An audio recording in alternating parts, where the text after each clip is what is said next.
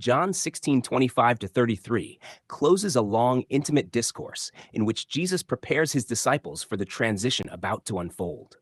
Up to this point, he acknowledges that he has spoken in figures and veiled sayings, but announces that a time is coming when he will speak plainly about the Father. This shift is not merely about clearer language, but about a new reality being established. What was once concealed in types, shadows, and anticipation is about to be unveiled in direct relational knowledge. The disciples will no longer rely on mediated understanding, but will come into open fellowship with the Father through him. When Jesus says, "In that day you will ask in my name," he is not introducing a formula of words, but describing a shared standing. To ask in his name is to approach the Father from the same ground of acceptance that he himself possesses. The striking statement follows, "I do not say to you that I will pray the Father for the Father himself loves you."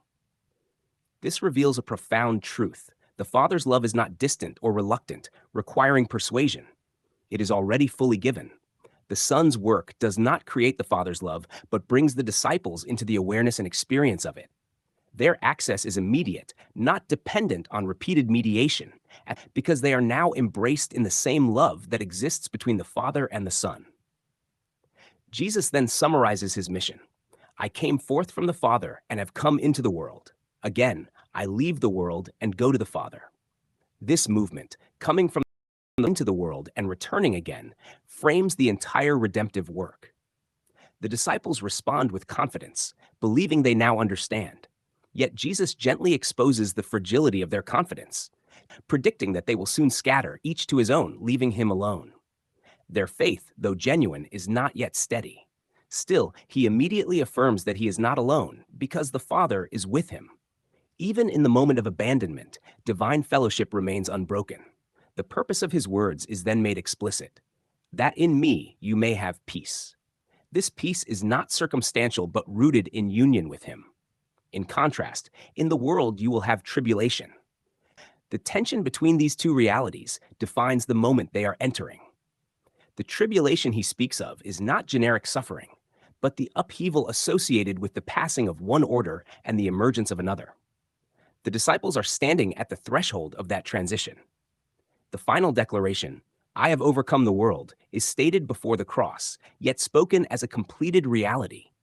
This anticipatory victory emphasizes the certainty of what is about to occur.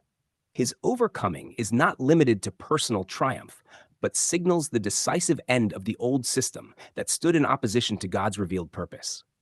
What is about to unfold will mark the fulfillment of long-standing expectations and the establishment of a new covenantal reality.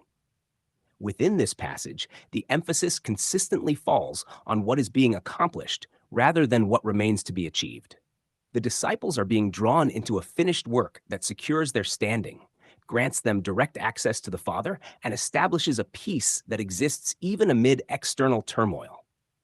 The coming events will not introduce uncertainty about their acceptance, but will confirm it.